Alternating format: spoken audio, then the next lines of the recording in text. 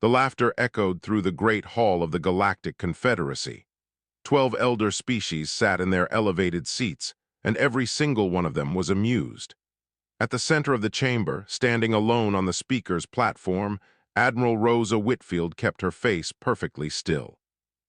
"We have decided," announced the High Speaker, a tall being made of living crystal, "to grant humanity access to the orbital scrapyard of Denvar 7.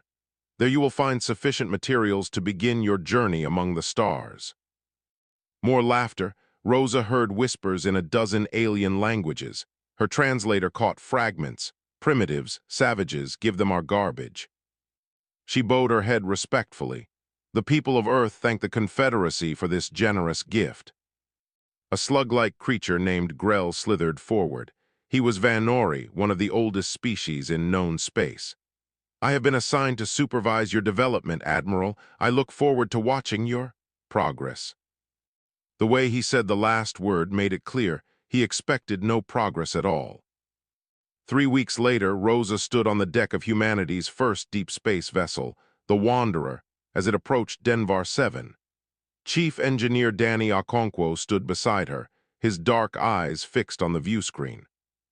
"There it is," Danny said quietly. The scrapyard stretched across space like a wound. Millions of broken ships, discarded machines, and abandoned technology floated in a chaotic cloud around a dead moon. It was the largest garbage dump in the galaxy, and it now belonged to humanity. "They think they have insulted us," Rosa said. Danny smiled. "They have no idea what we can do with a pile of spare parts." Lieutenant Priya Nair met them in the shuttle bay. She was young, brilliant, and already vibrating with excitement. "Admiral, I have been scanning the debris field. You need to see this." They followed her to the science station. On the screen, Priya pulled up analysis after analysis. "This broken engine here, it uses principles we theorized about but could never test. This communication array, it operates on frequencies we did not know existed. And this," she pointed to a twisted piece of metal the size of a house. "This is a gravity manipulation device. The Vanori threw it away because it was working at only 60% efficiency." Rosa looked at Danny. "How long would it take Earth to develop something like that on our own?" 300 years, Danny answered. "Maybe more. And they gave it to us as garbage." Priya nodded. "Everything here is garbage to them, but to us, it is a treasure beyond measure. They are so advanced that they throw away technology that could change our entire civilization." Over the next several months, humanity got to work. Ships arrived from Earth carrying engineers, scientists, soldiers, and dreamers. They built a small station among the debris and called it Reclamation Alpha. To any outside observer, it looked like a modest repair facility where primitive humans struggled to understand their betters' discarded toys. The reality was very different. Danny led teams of engineers through the scrapyard every day. They cataloged everything. They studied everything. They took apart machines and put them back together. They asked questions that the elder races had stopped asking long ago. Why does this work? How can we make it better? What happens if we combine this with that? Grell visited regularly to mock their efforts. His translator could not hide his contempt. "You have been here for 5 months and you have built nothing," he observed during one inspection. "Perhaps humanity is not ready for the stars after all." Rosa smiled politely. "We are still learning, Ambassador. These things take time." "Time is something you primitives have plenty of," Grell said. "The Confederacy will be here long after your species has faded into history." After he left, Danny found Rosa staring out at the debris field. "He really does not see it, does he?" Danny asked. "None of them do," Rosa replied. "They look at us and see children playing with broken toys. They cannot imagine that we might actually learn something." Danny held up a small device. It was a power cell, cracked and burned, clearly thrown away as useless. "I fixed this today. It took me 6 hours to figure out how it worked and another 4 to repair the damage. According to my calculations, it now operates at 93% efficiency." Rosa raised an eyebrow. "The Vanori threw it away at 60%. They are so used to perfection that they cannot be bothered to fix things. They just make new ones. Danny put the cell in his pocket. But we humans, we have spent our entire history fixing things, making do, finding ways to survive with whatever we had. And that is exactly what they do not understand about us, Rosa said. That night, Danny took a small team deep into the scrapyard. They had detected an unusual energy signature 3 days ago, but had waited until Grell departed to investigate. What they found changed everything. It was a singularity core, a device that could fold space itself, allowing travel across impossible distances in moments. The Vanori had thrown it away because it had a small imperfection that made it slightly less efficient than their current models. Danny ran his hands over the smooth surface. "This is it," he whispered. "This is the key to everything." He called Rosa immediately. "Admiral, I found something. They gave us the stars and did not even know it." Rosa looked at the image on her screen. She thought about the laughter in the Great Hall. She thought about Grell's contempt. She thought about every species that had looked at humanity and seen nothing but primitive animals. "Begin repairs," she ordered. "And Danny, keep this between us. The Confederacy thinks they gave us junk. Let us not correct that mistake." In the cold darkness of space, surrounded by the garbage of a dozen civilizations, humanity began to build something new. 5 years of silence can change everything. The Galactic Confederacy had forgotten about humanity. Reports from Denvar 7 showed the same thing month after month. The primitives were still struggling with basic repairs. Their station looked poor and small. Their ships barely functioned. There was nothing worth watching. This was exactly what Rosa wanted them to believe. Beneath the surface of Reclamation Alpha, hidden from every scanner and satellite, something extraordinary was taking shape. What had started as a research project had become humanity's greatest secret. Dr. Fatima Al-Rashid walked through the underground laboratory with Rosa at her side. Fatima was 45 years old, with gray streaks in her black hair and fire in her eyes. She had spent 3 years studying Vanori propulsion systems before having a breakthrough that changed everything. "The elder races build their technology separately," Fatima explained. "Vanori engines, Krellian shields, Morthak weapons. They never mix them because they believe each species' technology is incompatible with others." "But that is not true," Rosa said. Fatima smiled. "It is absolutely not true. They are just too proud to try. We are not." She stopped at a large window that looked down into an assembly bay. "Look." Below them, engineers worked on a device. That should not exist. It was a hybrid drive system that combined Vanori space folding technology with Krellian power distribution and human computing systems. 3 technologies from 3 different species, working together as one. "We cracked the translation problem," Fatima said. "Every species uses different programming languages, different energy frequencies, different everything. They assume their systems cannot talk to each other, but we found a way to make them communicate." Rosa watched the engineers work. Many of them were young, born after humanity joined the Confederacy. They had grown up knowing nothing but the scrapyard. They had learned to see potential where others saw waste. Among them was Aisha Okonkwo, Danny's daughter. She was 24 years old and already one of the best engineers in the program. She had inherited her father's gift for fixing things and added something new, a vision for what those things could become. Danny found Rosa later that day in her quarters. He looked tired but happy. "Aisha proposed something today," he said. "Something big." "Tell me." "She believes we have enough components to build a warship. Not just a research vessel or a transport, but an actual warship. Something that could fight." Rosa was quiet for a long moment. "A warship against whom?" Danny handed her a data pad. "Have you seen the latest intelligence reports?" She had. The Keth Dominion was expanding. They were not part of the Confederacy. They were a conquering empire from the far side of the galaxy, and they had been destroying entire star systems for decades. The Confederacy's response was diplomatic meetings and worried statements. nothing more. The Confederacy will not fight them, Rosa said. The Confederacy is afraid of them, Danny replied.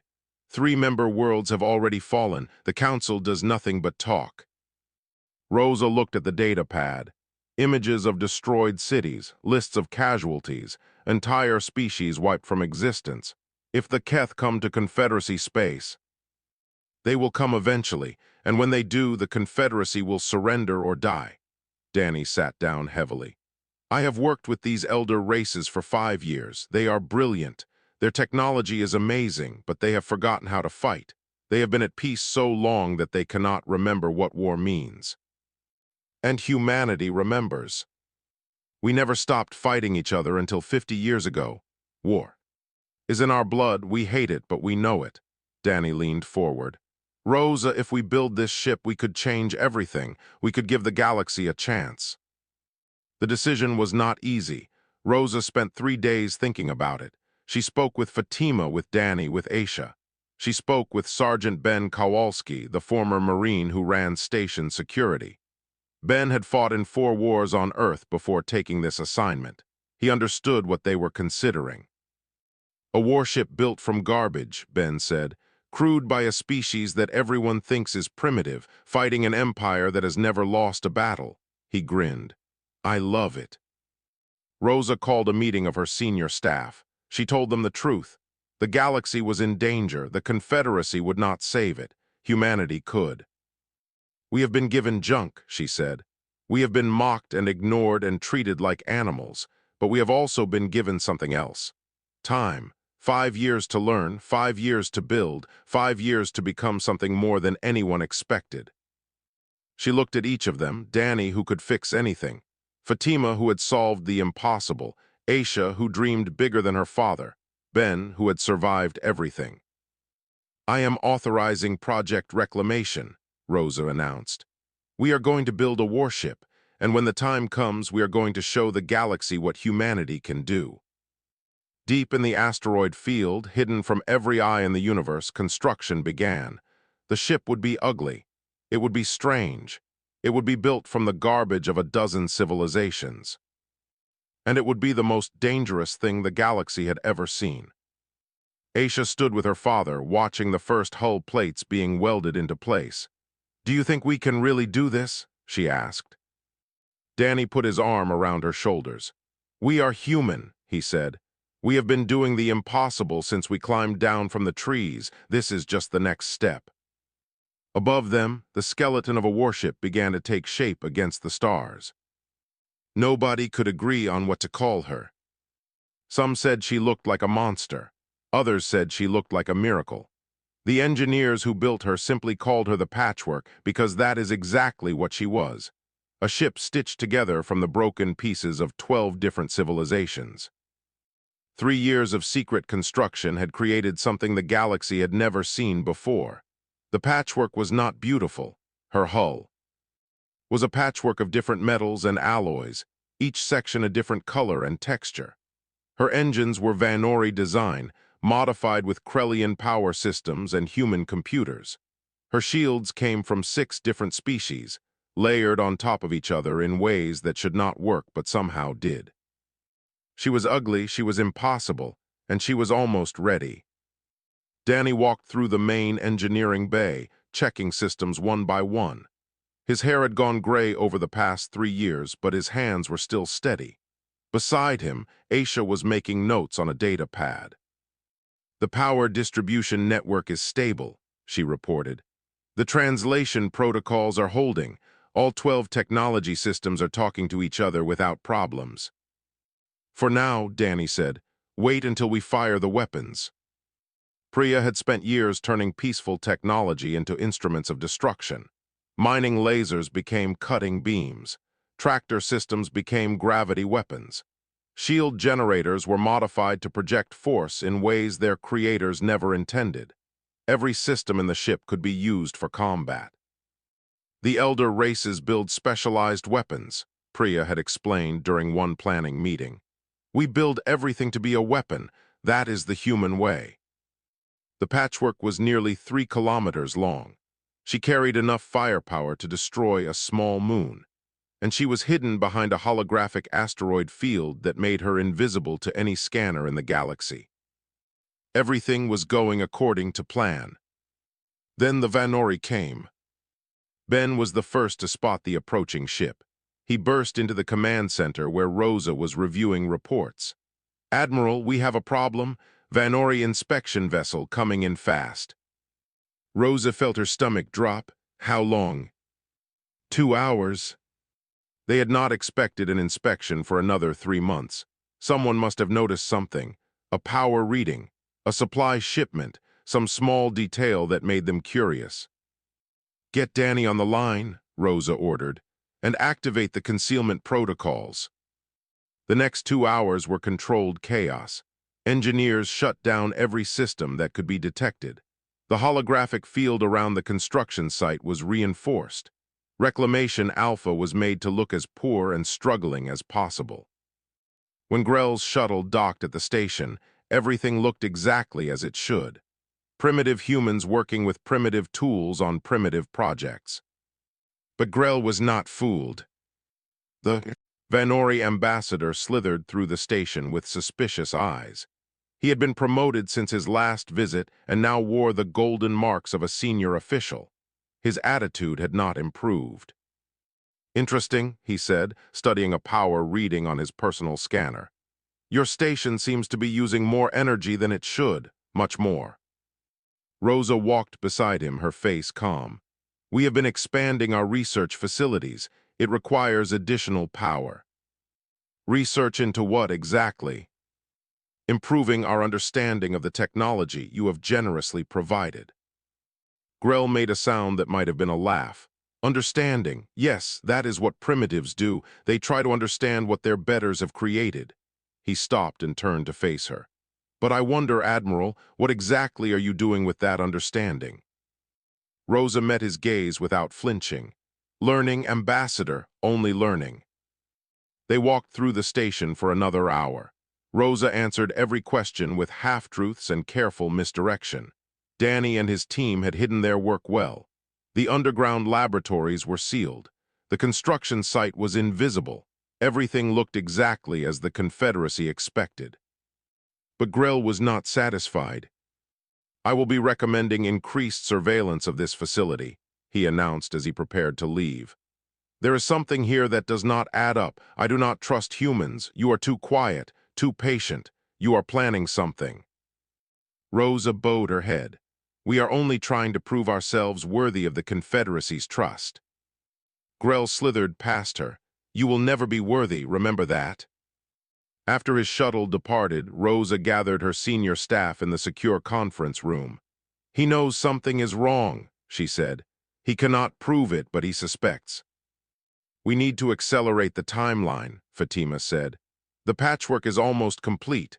Another 3 months and she will be fully operational." "We may not have 3 months," Ben replied. "If Grell sends investigators." A communication alert interrupted him. Priya checked the message and went pale. "Admiral, you need to see this." She put the report on the main screen. It was a news broadcast from the Confederacy. The Keth Dominion had attacked another system. This time it was a Confederacy member world, a planet called Sierra Prime, home to 4 billion people. The Keth had killed them all, and the Confederacy's response was a strongly worded statement of concern.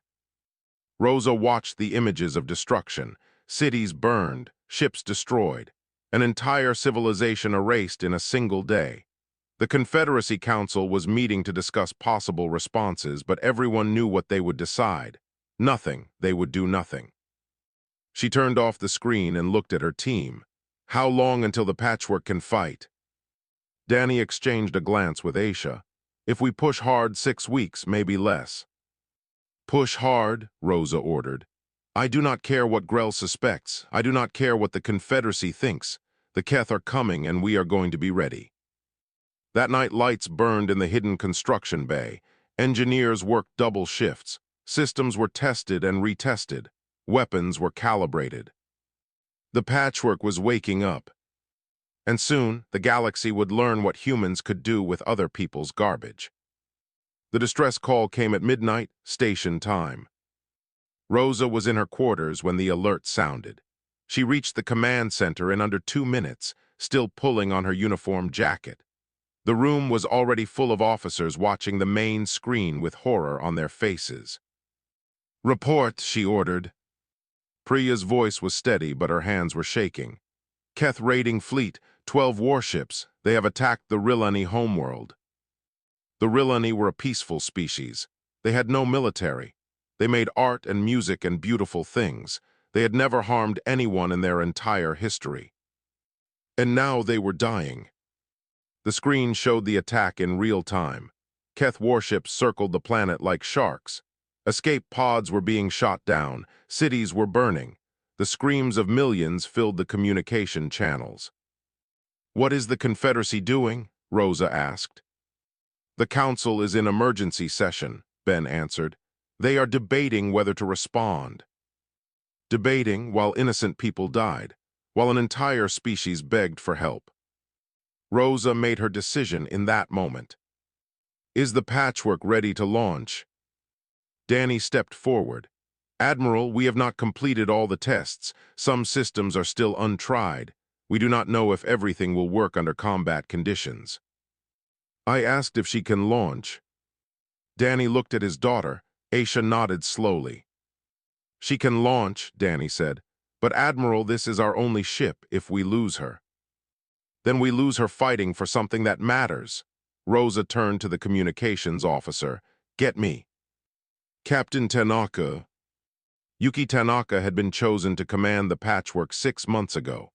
She was 36 years old, a former pilot who had flown everything from atmospheric fighters to deep space cargo haulers. She was calm under pressure, creative in crisis, and absolutely fearless. Her face appeared on the screen. "Admiral, I heard the distress call. How fast can you reach the Rillani system?" "If the fold drive works, 43 minutes. Rosa took a deep breath. This was it. Years of work, billions of credits, humanity's greatest secret. All of it was about to be revealed. "Launch the patchwork. Save as many as you can." Yuki smiled. "With pleasure, Admiral." 43 minutes later, the patchwork dropped out of folded space into hell. The Rillani system was chaos. Debris filled the space around the planet.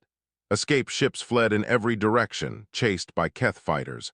The 12 warships of the Dominion fleet hung in formation, systematically destroying everything that moved. On the bridge of the patchwork, Yuki studied the tactical display. Her crew was tense but ready. They had trained for this moment, but training was not the same as reality. "The Keth are hailing us," the communications officer reported. "Put them on screen." The Dominion commander appeared. He was massive, an insected creature with 4 arms and mandibles the size of swords. His compound eyes studied the patchwork with obvious amusement. "What is this?" he clicked. "What ugly thing has wandered into my hunting ground?" Yuki stood straight. "This is the Earth vessel patchwork. You will cease your attack on the Rillani immediately." The commander's laughter was like rocks grinding together. "Earth? I have never heard of Earth, and I have certainly never seen a ship like yours. What are you scavengers? Did you build that thing from garbage?" "As a matter of fact," Yuki said calmly, "yes." "Then you will die like garbage. All ships destroy this thing." 12 Keth warships turned toward the patchwork. Their weapons powered up. Their shields activated. They moved in perfect formation, a killing machine that had never known defeat. Yuki smiled. "All hands battle stations, show them what we can do." What happened next would be studied in military academies for centuries. The patchwork moved like nothing the Keth had ever seen. Her engines combined 3 different propulsion systems, giving her speed and maneuverability that seemed impossible for a ship her size. She danced between enemy formations, never where they expected her to be. Her weapons were even more surprising. Beams of 6 different frequencies fired in coordinated salvos, each tuned to penetrate a different type of shield. When the Keth adjusted their defenses, the patchwork adjusted her attacks. She was learning in real time, adapting faster than her enemies could respond. The first Keth warship exploded 4 minutes into the battle. The second followed 30 seconds later. On the Patchwork's engineering deck, Danny worked frantically to keep everything running. Systems overloaded and were rerouted. Damage was repaired even as it happened. Aisha stood beside him, calling out adjustments and modifications. "Increase power to the forward shields," she ordered. "Switch the port weapons to frequency 7. The Keth are compensating for our pattern." "How do you know that?" Danny shouted over the noise. Aisha grinned, "Because that is what I would do." By the 8-minute mark, 5 Keth warships were destroyed. The remaining 7 pulled back, regrouping. The Dominion commander's confidence had turned to fury. "What are you?" he demanded over the communication channel. Yuki answered without hesitation, "We are human." The battle resumed. The Keth fought with desperation now, throwing everything they had at the impossible ship. But the Patchwork was too fast, too adaptable, too stubborn to die. 18 minutes after the battle began, it was over. All 12 Keth warships were destroyed. The Dominion commander's flagship was the last to fall, broken apart by weapons that should never have existed. In the silence that followed, the Rillani survivors began to broadcast their gratitude. Images of the battle spread across the galaxy. Every species, every world, every being in the Confederacy saw what had happened.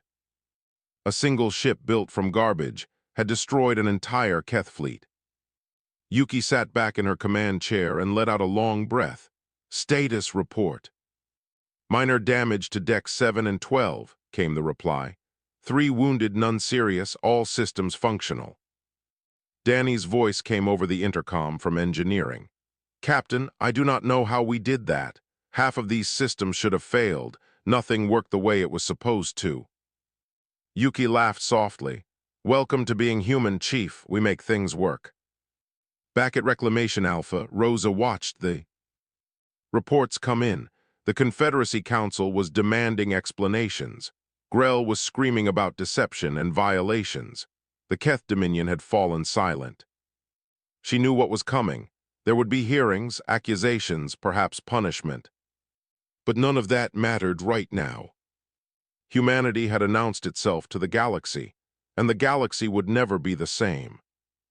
Rosa had never seen so many aliens in one place. The Great Hall of the Confederacy was packed with representatives from every member species. They filled the observation galleries. They crowded the diplomatic boxes. They watched from screens across 1,000 worlds as humanity faced judgment. Rosa stood alone on the speaker's platform, exactly where she had stood 8 years ago when the Confederacy had given humanity access to their garbage. The irony was not lost on her. The High Speaker's crystal form pulsed with anger. "Admiral Whitfield, you have deceived the Galactic Confederacy. You have built a warship in secret. You have engaged in unauthorized military action. How do you answer these charges?" Rosa kept her voice steady. "I answer by asking a question of my own. What exactly did we steal?" Murmurs rippled through the crowd. Grell slithered forward, his slug-like body quivering with outrage. "You twisted our generosity into a weapon. You took what we gave you and used it for war." "We took garbage," Rosa replied. "Broken things that your species threw away because you could not be bothered to fix them. Every component in our ship came from the scrapyard you assigned us. Every piece of technology was something you considered worthless." She paused. "Is it theft to take what has been thrown away?" The High Speaker's light flickered uncertainly. "That is not the point. You built a warship. You engaged a foreign power without authorization. We saved a Confederacy member species from extinction. The Rillani would be dead if we had waited for your authorization." "That is irrelevant to—" "Is it?" Rosa interrupted. "How many died on Sierra Prime while you debated? How many more species will be destroyed while you hold meetings and issue statements?" She looked around the hall at the assembled representatives. "The Keth Dominion has killed billions of innocent beings, and you have done nothing." Silence fell over the chamber. Grell spoke again. "We are a peaceful organization. We do not believe in war." "No," Rosa said quietly. "You believe in surrender. You believe in hoping the enemy will leave you alone. You believe that if you are polite enough, nobody will hurt you." She shook her head. "Humanity tried that approach once. It did not work for us either." Before anyone could respond, an alarm began to wail. The tactical screen at the center of the chamber activated automatically. What it showed froze the blood of every being in the room. Ships, hundreds of ships. The largest fleet the Keth Dominion had ever assembled was dropping out of hyperspace near Council Prime itself. 400 warships against the Confederacy's defense fleet of 50. Panic erupted. Representatives screamed and pushed toward the exits. Diplomatic protocols were forgotten as species that had been allies for centuries shoved each other aside in their desperation to flee. The High Speaker's form was pulsing rapidly. How did they get here so fast? Rosa watched the tactical display with calm eyes. This was what she had expected. The Keth did not accept defeat. They came back harder, and now they had brought everything they had. The Dominion commander's flagship sent a final transmission before it was destroyed, she said. "They know about our ship. They know what we can do, and they have decided to destroy us before we become a greater threat." Grell was trembling. "Then we are lost. We cannot fight that many ships. We must surrender. We must negotiate." "The Keth do not negotiate," Rosa replied. "They conquer, they destroy, they erase." She looked at the terrified aliens around her. "You have two choices, die begging for mercy or fight." The High Speaker's voice was barely audible. "We do not know how to fight." "We do." Rosa pressed a button on her communication device. Yuki's face appeared on a small screen. Behind her, the bridge of the patchwork was busy with activity. "Captain, what is your status?" Yuki smiled grimly. "Ready for action, Admiral, though I should mention that we are significantly outnumbered." "I noticed. Can you hold them?" "I can try, but Admiral, if the Confederacy does not help, this is going to be very short." Rosa looked at the assembled representatives. Most of them were still paralyzed with fear, but she saw something in some of their eyes. A spark, a question, a tiny flame of hope. "The humans saved the Rilani," someone said from the crowd. "They could have stayed hidden, they could have let them die, but they fought for people who were not their own." It was a Rilani representative speaking, one of the few survivors of her species. "They fought for us," the Rilani continued. "Now perhaps it is time for us to fight with them." Rosa seized the moment. "The Confederacy has ships, you have weapons, you have technology far beyond anything we possess. What you lack is the will to use them." She pointed at the tactical display. "The Keth are coming to destroy everything you have built, your art, your science, your children, everything." She paused, letting that sink in. "Help us, not because you want to fight, but because some things are worth fighting for." The silence stretched for an endless moment. Then the High Speaker spoke. "What do you need?" Rosa felt something loosen in her chest. "Your ships, not to lead the attack, just to support us, provide covering fire, protect the escape routes, let us do the hard work, but stand with us." Grell made a sound of protest, but the High Speaker silenced him with a gesture. "You have shown us something today, Admiral, something we had forgotten, that survival sometimes requires sacrifice." The crystal being's light steadied. "We will stand with you." Rosa nodded once. "Captain Tanaka, you heard the speaker. You have support incoming." Yuki's grin was fierce. "Then let us show them what humans can do when they are not alone." On the tactical display, the patchwork began moving toward the enemy fleet. One ship against 400. But this time, she was not fighting alone. The Keth Supreme Commander watched the strange ship approach with contempt in his compound eyes. He had studied the reports from the Rilani battle. He knew what this vessel had done to his raiding fleet. He did not intend to repeat their mistakes. "All ships spread formation," he ordered. "Surround the target, let nothing escape." 400 warships moved like a swarm of insects. spreading across space to encircle the lone vessel. Behind them, the Confederacy's defense fleet waited in a defensive line, too afraid to attack but apparently too proud to run. The Supreme Commander opened a broadcast channel. "Attention, primitive vessel, you destroyed 12 of my ships. For this, your species will be exterminated. Surrender now and I will make your deaths quick." The response came from a human female with calm eyes and a slight smile. "My name is Captain Yuki Tanaka, and my answer is no." The Supreme Commander's mandibles clicked with amusement, then die. The battle began. 400 ships fired simultaneously. Beams of energy, missiles, and projectiles filled the space around the patchwork. Any normal vessel would have been vaporized in the first second. The patchwork was not a normal vessel. She moved like something alive, dancing between the streams of fire with impossible grace. Her shields cycled through 12 different configurations, each one designed by a different species, each one confusing the Keth targeting systems in a different way. On the bridge, Yuki issued orders with quiet precision. "Helm, pattern Delta 7. Weapons, target the command ships. Engineering, give me everything you have." In the engineering bay, Danny was already working miracles. Systems failed and were rebuilt. Power was rerouted through pathways that had never been intended. Aisha stood beside him, her hands flying across control panels. "The port shields are failing," she shouted. "Then we don't need port shields," Danny replied. "Reroute that power to the weapons. We'll kill them before they can hit us." Priya was in her element at the weapons station. She had spent years learning how to make peaceful technology into instruments of war. Now she put that knowledge to use. "Firing mass driver," she announced. The mass driver was their secret weapon. Built from Vanori mining equipment that had been thrown away as obsolete, it accelerated chunks of metal to nearly the speed of light. The first shot tore through 3 Keth warships before losing momentum. The Confederacy ships watched in amazement as the single vessel fought like a demon. They had never seen anything like it. They had never imagined anything like it. And slowly, one by one, they began to move forward. The first to join the battle was the Rilani diplomatic cruiser. It was not a warship. It carried no heavy weapons, but it carried a message. "Human vessel, this is the Rilani ship Gratitude.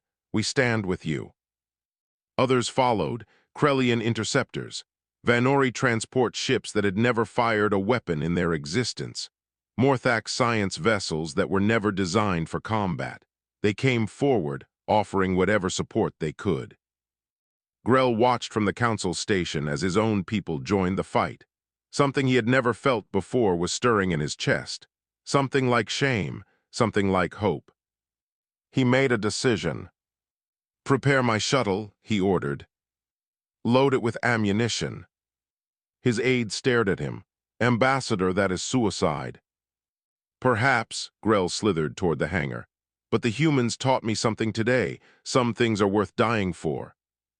On the battlefield, the tide was turning. The Keth had expected easy prey. Instead, they found themselves fighting an enemy that would not quit.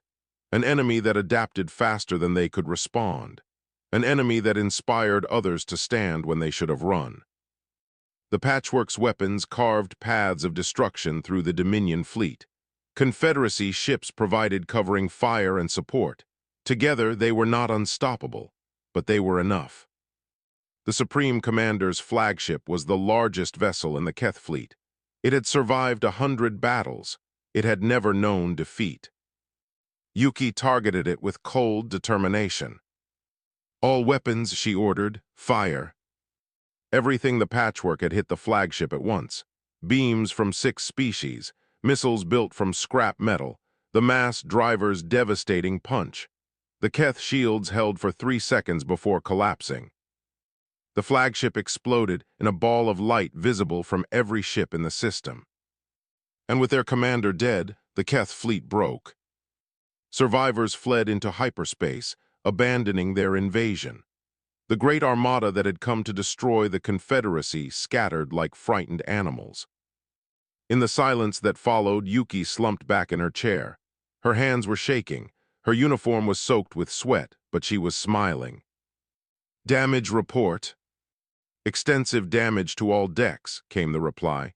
47 wounded, 3 dead, multiple systems offline. A pause. "But we are still here, Captain." Rosa's voice came over the communication channel. "Captain Tanaka, the Confederacy Council would like to speak with you." The High Speaker's crystal form appeared on the view screen. For a long moment the ancient being said nothing. Then slowly it bowed. "On behalf of the Galactic Confederacy, I offer humanity our deepest thanks and our sincere apology." Rosa answered from the council chamber. "Apology for what?" "For underestimating you, for treating you as primitives, for giving you our garbage and expecting nothing in return." The High Speaker's light pulsed with something that might have been emotion. "You took what we threw away and built something magnificent. You saved us all." The formal ceremony came a week later. Humanity was granted full membership in the Confederacy with all rights and privileges. Trade agreements were signed. Alliances were formed. The galaxy opened its arms to the species it had once mocked. But Rosa did not attend the ceremony. She was on the patchwork, watching the repair crews work. Danny found her there, staring out at the stars. "The council wants to give you medals," he said. "All of us, actually." "I know. You should go, you earned it." Rosa shook her head. "The crew earned it, you and Aisha and Priya and Yuki, everyone who believed we could do this." She turned to face him. "I just gave the order." Danny smiled, and what an order it was. They stood together in comfortable silence. "What do we do now?" Danny asked finally. Rosa looked at the ship around them. The patchwork was battered and scarred, but she was still flying. She would need months of repairs. She would need upgrades and improvements. And she would need a new name. "We build more ships," Rosa said. "We share what we learned. We help the Confederacy become strong enough to defend itself." She smiled. "And we remember what we are." "What are we?" "Humans, people who find value in what others throw away. People who refuse to quit. People who build miracles from garbage." 5 years later, human shipyards orbited a dozen worlds. Engineers from Earth trained students from every species in the galaxy. The Keth Dominion had retreated to their own borders, too afraid to test humanity again. Grell, now a senior ambassador, visited the original patchwork in her permanent berth at Council Prime. She had become a museum, a monument to what humanity had achieved. Beside him walked a young Vanori student, barely old enough to remember the war. "Why did the humans succeed?" the young one asked. "They were primitive, they had nothing. How did they build something so powerful?" Grell considered the question for a long moment. He remembered his contempt, his certainty that humans were nothing, his shock when they proved him wrong. "They never saw junk," he said finally. "Where we saw garbage, they saw potential. Where we saw failure, they saw opportunity."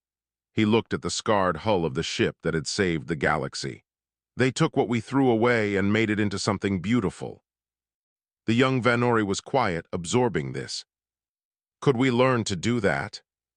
Grell smiled, something he had learned from humans.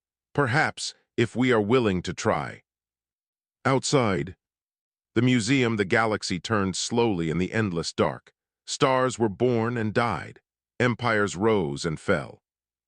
But somewhere out there, human ships flew through the void, built from spare parts, crewed by people who refused to give up, carrying hope to every corner of the universe. They had been given junk. They had built a future,